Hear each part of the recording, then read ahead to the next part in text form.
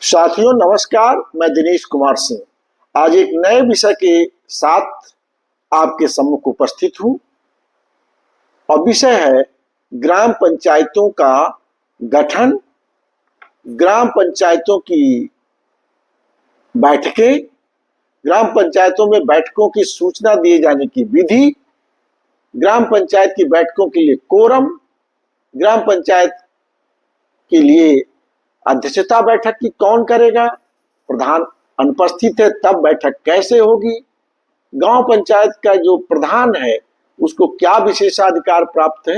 इन सब विषयों पर आज हम चर्चा करेंगे।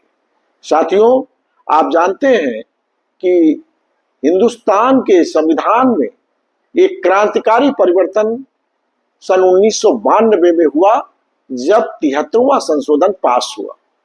इस 73वें संशोधन के द्वारा हिंदुस्तान की जो ये पंचायत प्रणाली है इसको मजबूती मिली और एक संवैधानिक दर्जा भी मिला।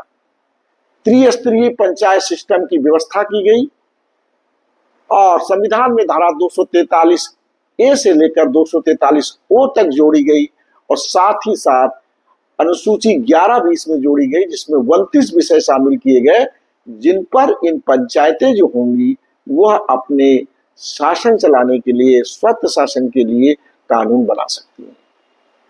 तो ये बड़ा महत्वपूर्ण परिवर्तन हुआ और उसके तहत ये पंचायतों के गठन का रास्ता साफ हुआ।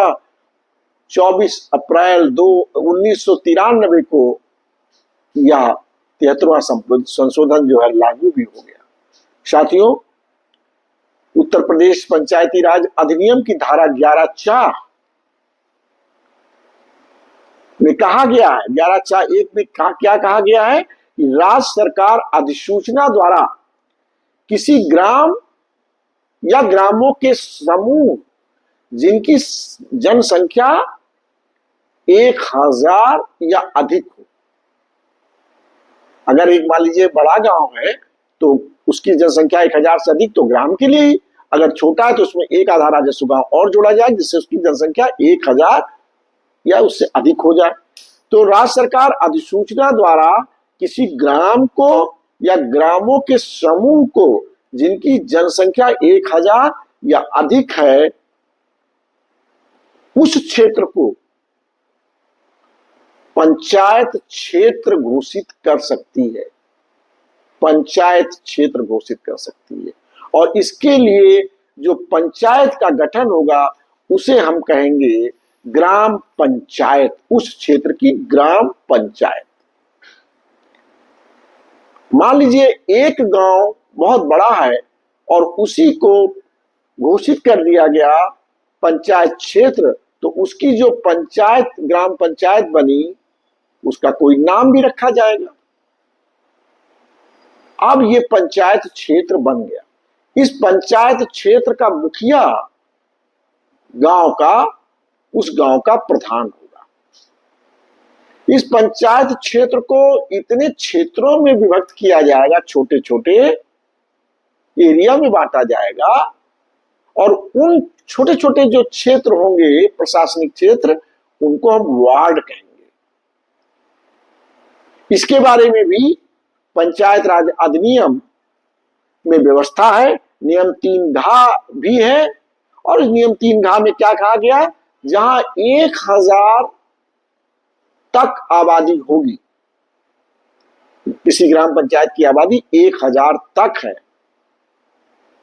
तो उस गांव पंचायत में जो क्षेत्र होगा उसको 9 भागों में विभक्त किया जाएगा और प्रत्येक भाग एक वार्ड कहलाएगा।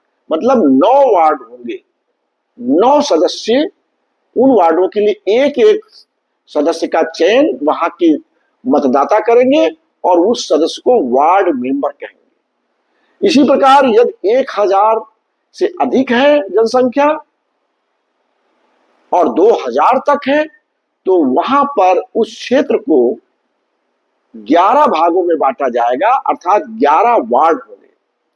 इसी तरह अगर आबादी उस क्षेत्र की 2000 से अधिक है और 3000 तक है तो उसको 13 हिस्सों में बांटा जाएगा उस क्षेत्र को बराबर बराबर, और वो प्रत्येक हिस्सा एक वार्ड कहलाएगा। इस प्रकार 13 वार्ड बनेंगे। अगर 3000 से अधिक है तो 15 वार्ड बनेंगे। तो इस प्रकार हमने आपको बताया कि ग्राम पंचायत का क्षेत्र कैसे बनेगा। एक राजस्व ग्राम या एक से अधिक ग्रामों के समूह को मिलाकर बनेगा, जिसकी आबादी 1000 या उससे अधिक हो। और इनमें कितने वार्ड बनेंगे, कितने जो वार्ड बनेंगे वहां के जो मतदाता होंगे वो एक एक सदस्य को चुनेंगे, और पूरी गांव पंचायत के लोग, गांव सभा के लोग जिनका मतदाता सूची में नाम है, वह अपने गांव के लिए मुखिया, जिसको ग्राम प्रधान कहेंगे, उसका चुनाव करेंगे। इस तरह की व्यवस्था उत्तर प्रदेश पंचायती राज अधिनियम में संविधान के 73वें संशोधन के बाद की गई। साथियों, इस प्रकार आपको हमने पंचायत के गठन की पूरी प्रक्रिया बता दी। संविधान की धारा 243C बड़ी महत्वपूर्ण है। वह इन तरह की पंचायतों के गठन की ही बात करती है। 243C में कहा गया है कि राज्य की जो विधानसभाएं हैं पंचायतों की संरचना के लिए प्राविधान बना सकती है कि पंचायत कैसी होगी, कितनी बड़ी होगी, कितनी आबादी पे कितने वार्ड होंगे, पंचायतों की संरचना के लिए क्षेत्र पंचायत कितनी बड़ी होगी, जिला पंचायत में कितने बड़े बड़े वार्ड होंगे, इन सब की प्रक्रिया के लिए साथियों संविधान के अनुच्छेद 243C में यह भी कहा गया है कि पंचायत के सभी स्तर, चाहे ग्राम स्तर की पंचायत हो, चाहे इंटरमीडिएट लेवल मतलब ब्लॉक स्तर की हो, और चाहे जिला स्तर की पंचायत हो, सभी स्तर की सभी सीटें, जैसे हमने बताया था आपको, ग्राम पंचायत में क्या होगा, जितने वार्ड बनाने होंगे उतने क्षेत्रों में उसको विभक्त किया जाएगा, और एक जो क्षेत्र होगा वो एक सीट होगी जिस पर एक प्रतिनिधि का चुनाव होगा जो वार्ड मेंबर कहलाएगा। तो जितनी भी सीटें होंगी वो सब डायरेक्ट इलेक्शन से होंगी, मतलब जनता ही उनको चुनेगी, सीधे डायरेक्ट प्रत्यक्ष चुनाव से भरी जाएंगी। एक तो ये संविधान ने स्पष्ट कर दिया। आपने देखा होगा गांव में सदस्यों का चुनाव गांव के मतदाता ही उस क्षेत्र के करते हैं। साथियों, पंचायत के अध्यक्ष और अन्य सदस्यों को पंचायत की जो बैठकें होंगी उनमें वोट देने का अधिकार होगा। यह भी संविधान के अनुच्छेद 243B में प्रावधान किया गया। साथियों, संविधान के अनुसार 243C में यह भी कहा गया है कि विलेज लेवल का अध्यक्ष और प्रधान का चुनाव कैसे होगा, क्या तरीका होगा, कौन होगा, इसके बारे में उस राज्य की असेंबली तय करेगी। उत्तर प्रदेश राज्य में असेंबली ने तय करके निर्णय कर रखा है कि प्रधान कौन बन सकता है, उसकी क्वालिफिकेशन क्या होनी चाहिए, उम्र क्या होनी चाहिए, और उसका चुनाव कैसे होगा, तय कर रखा। सीधा चुनाव होगा जैसे वार्ड मेंबर्स का होता है। जनता के जो ग्राम सभा के मतदाता हैं वह वोट डाल करके प्रधान को चुनेंगे। इसी तरह लेकिन यह भी स्पष्ट किया है कि इंटरमीडिएट लेवल और जिला लेवल की जो पंचायत है, मतलब ब्लॉक और जिला पंचायत, इसमें जो अध्यक्ष का चुनाव होगा वह चुने हुए जो सदस्य हैं अपने में से किसी एक को अपना अध्यक्ष चुनेंगे। मतलब ये चुनाव प्रधान की तरह डायरेक्ट नहीं होगा, या चुने हुए सदस्य ही अपने में से किसी एक को चुनेंगे। साथियों, उत्तर प्रदेश बहुत बड़ा राज्य है, 24-25 करोड़ से ज्यादा आबादी हो चुकी है, और यहां पर उत्तर प्रदेश में ग्राम पंचायतें जो वर्तमान में है वो 57,691 है। ये संख्या घटती बढ़ती रहती। कभी कभी क्षेत्र कोई गांव शहर के पास है, वो पूरा का पूरा नगर पंचायत, नगर पालिका, नगर निगम में शामिल हो जाता तो घट जाती। कभी कभी एक पंचायत है बड़ी है, उसको 2 टुकड़े कर देते। तो ये संख्या घटती बढ़ती रहती है, और ये 57,691 गांव पंचायतें हैं 826 ब्लॉक हैं, 75 जिले हैं। इनमें 56,642 जगहों पर पंचायत घर भवन बन चुके हैं। सबसे बड़ी पंचायत उत्तर प्रदेश की डासना पंचायत है, जिला गाजियाबाद की, जिसमें 9 गांवों से मिलकर के वो जो मजरे हैं उनको मिला करके बनाई गई डासना। साथियों, ये तो पंचायत के गठन के बारे में चर्चा मैंने की। अब मैं चर्चा करता हूं, ग्राम पंचायत बन गई, चुनाव हो गया, प्रधान का चयन हो गया, वार्ड मेंबर चुन लिए गए, सरकार ने नोटिफिकेशन कर दिया तो पंचायत का गठन हो जाता है। जब पंचायत का गठन हो जाता है, जिस तारीख को नोटिफिकेशन हो जाता है सरकार की तरफ से पंचायत के गठन का, तो उसके 30 दिन के अंदर पहली बैठक होनी अनिवार्य है। और ये जो पहली बैठक होगी 30 दिन के अंदर, जो उसकी तिथि होगी, उस तिथि से 5 साल तक कार्यकाल उस पंचायत का रहेगा, अगर उससे पहले उसका विघटन ना कर दिया जाए। 5 साल तक का कार्यकाल रहेगा। अगर पहले विघटित कर दी गई तो उस तिथि को कार्यकाल समाप्त हो जाएगा। और इससे पहले मैंने एक वीडियो बनाया है ग्राम पंचायतों के बारे में, उसमें पूरा डिटेल इस बारे में मैंने बताया है। इसका लिंक नीचे डिस्क्रिप्शन में दूंगा, उसे आप देख सकते हैं।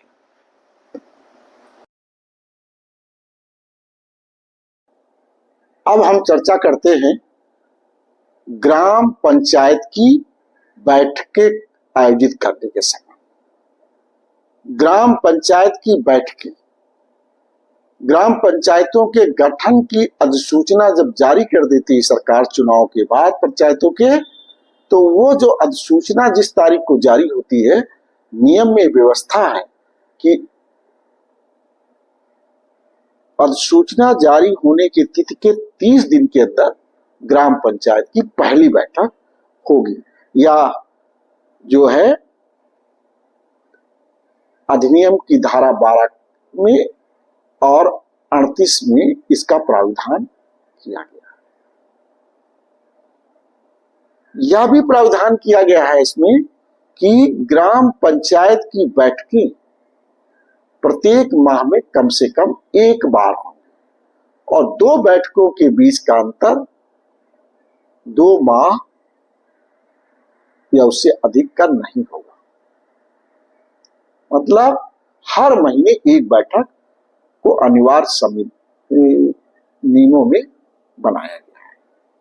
ये जो बैठक होगी ग्राम पंचायत की, साथियों, नियम 31 में ये व्यवस्था की गई कि बैठक का स्थान क्या होगा। 31(1) में कहा गया है ग्राम पंचायत की बैठक सार्वत्र उस गांव में होगी जहां ग्राम सभा ग्राम पंचायत का कार्यालय है। पहले ग्राम पंचायत सचिवालय नहीं थे, जब पंचायत घर गांव में नहीं थे, तब ये बैठकें प्रधान अपने इच्छा अनुसार जहां चाहता था वहां आयोजित कर लेता था गांव में। और वो सामान्य तौर पे वहां करता था जहां उसके समर्थक ज्यादा है, मतदाता उसके ज्यादा है, फेवर वाले। तो दूसरा विरोधी पक्ष जो है इसका विरोध करता था और उनमें आपस में झगड़े होते थे, तनाव होता था। साथियों, अब इससे निजात मिल गई। अब ग्राम पंचायत सचिवालय लगभग सभी गांव पंचायतों में बन गए हैं, तो अभी इस कठिनाई से मुक्ति मिल गई। अब बैठक बुलाने में कोई आपत्ति किसी को नहीं होती, क्योंकि ग्राम पंचायत में ही बैठक होती है। बैठक को बुलाने का अधिकार 31(2) में दिया गया ग्राम पंचायत के प्रधान को, और यह भी अधिकार दिया गया है कि वह बैठक की तिथि तय करेगा, समय तय करेगा और स्थल भी नियत करेगा। यह नियम 31(2) में प्रावधान किया गया। अब प्रधान ने मान लीजिए बैठक करने का निर्णय कर लिया, स्थल तय कर लिया, तारीख तय कर ली, समय तय कर लिया, तो उसको बैठक की सूचना सभी सदस्यों को देनी पड़ेगी। बैठक की सूचना का नियम 32 और 37(2) है। इसमें ये व्यवस्था की गई है कि बैठक की सूचना लिखित नोटिस के द्वारा दी जाएगी, और इस नोटिस में बैठक का स्थल, तिथि और समय तो लिखा ही जाएगा, और इसमें बैठक में क्या क्या कार्य किए जाएंगे, यह भी मतलब एजेंडा भी इस नोटिस में लिखा जाएगा। और इस नोटिस की तामीली कैसे होगी, इस नोटिस की तामीली का तरीका भी नियमों में दिया गया है कि ग्राम के जो चपरासी चौकीदार के माध्यम से इस नोटिस को बैठक की तिथि के 5 दिन पहले सभी सदस्यों को तामील कराया जाए। 5 दिन पहले, ये ध्यान रखने की बात है। और साथ ही साथ इस नोटिस को सार्वजनिक स्थानों पर, पंचायत कार्यालय, इन सब जो होते हैं गांव के, वहां पर चस्पा कराया जाए, सभी लोगों को जानकारी रहे किस तारीख को बैठक है, कब बैठक है, कहां पर बैठक है और उसमें किन बिंदुओं पर विचार किया जाए। तो इस तरह बैठक बुलाने का। कभी कभी किसी बिंदु आवश्यक होता है लेकिन प्रधान टाला मटोली करते हैं, बैठक नहीं बुलाते हैं, तो इसके लिए भी नियमों में व्यवस्था की गई है। और कहा गया है कि अगर प्रधान बैठक नहीं बुलाते हो, जरूरी है बैठक बुलाना, तो 1/3 सदस्य लिख करके मांग कर सकते हैं प्रधान से कि बैठक इस बिंदु पर बुलाई जाए, और वह बैठक जो है प्रधान को जिस दिन आवेदन प्राप्त होगा उसके 15 दिन में बुलानी पड़ेगी। ये तो गांव पंचायत के सदस्यों का विशेषाधिकार नियम में दिया गया। साथियों, इसी नियम में भी व्यवस्था की गई है कि पंचायत के प्रधान को भी विशेषाधिकार है कि वो हर महीने तो ऐसे बैठक होगी ही, इसके अलावा जब चाहे तब बैठक वह बुला सकता है, यह उसका भी अधिकार है। जैसे ग्राम पंचायत के सदस्यों का है कि वो 1/3 सदस्य एक आवेदन हस्ताक्षर करके देखते हैं तो 15 दिन के अंदर प्रधान को बैठक बुलानी पड़ेगी, उसी तरह प्रधान को भी विशेषाधिकार है, जब चाहे तब वो बैठक बुला सकता है।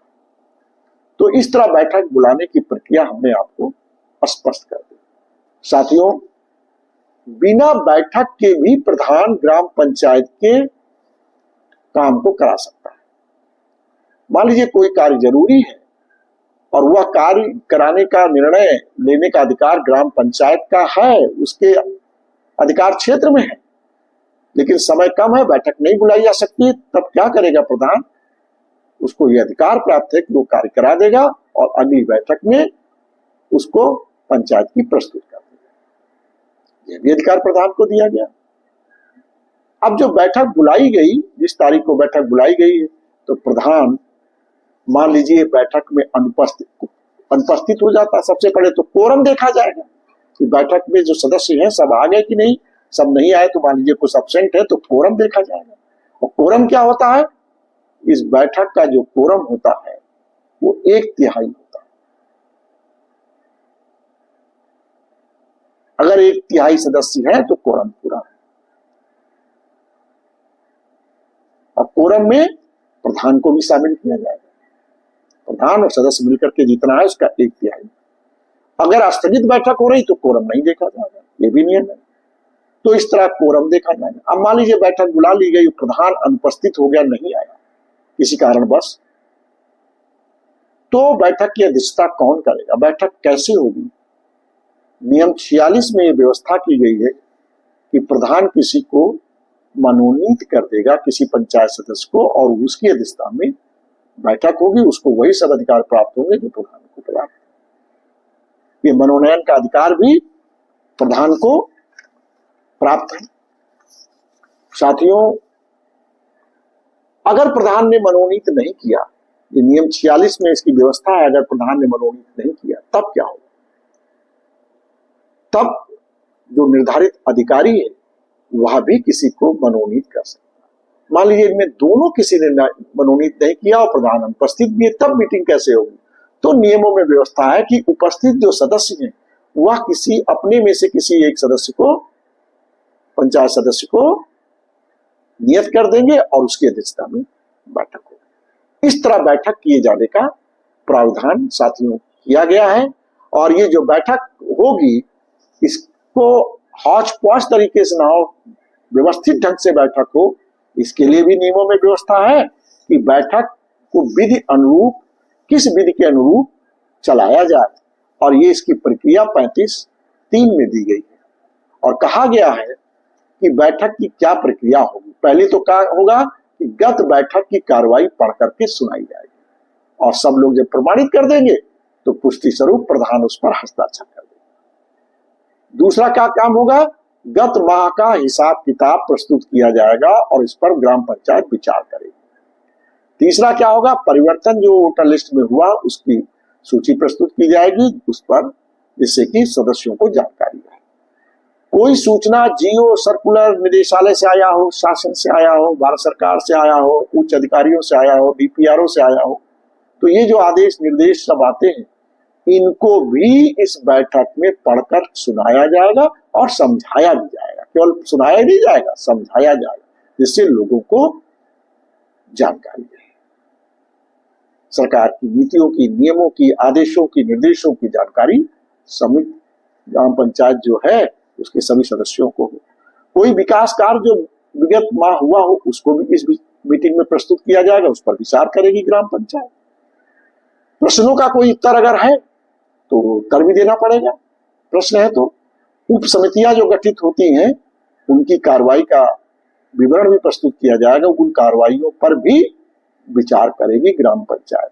इसके अलावा अन्य कोई बिंदु जो अध्यक्ष जी की अनुमति से विचार करना हो तो ग्राम पंचायत बैठक में विचार कर सकती है। इस तरह 35(3) में पूरी प्रक्रिया दी गई है जिससे व्यवस्थित ढंग से ग्राम पंचायत की बैठक हो। साथियों, ग्राम पंचायत की बैठक में मान लीजिए कोई निर्णय ले लिया गया तो क्या वो बदला जा सकता है?